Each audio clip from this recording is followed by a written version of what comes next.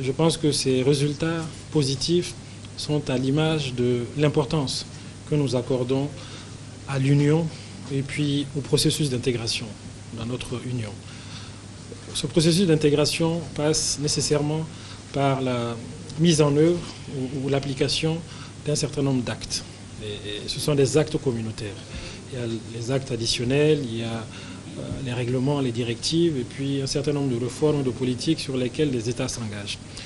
Pour parachever, pour arriver à l'idéal auquel nous souhaitons arriver, il faut que ces réformes-là puissent être mises en œuvre. Donc il faut un suivi régulier de ces réformes pour voir l'état d'avancement dans chaque État.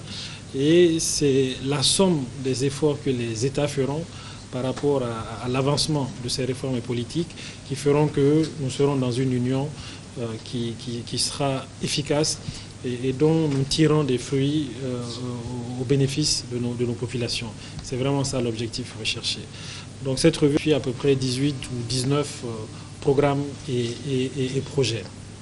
Et avec des résultats très encourageants et satisfaisants pour le Mali sur les 3 chantiers dont le président de la Commission a parlé, gouvernance et convergence, marché commun et puis les réformes structurelles.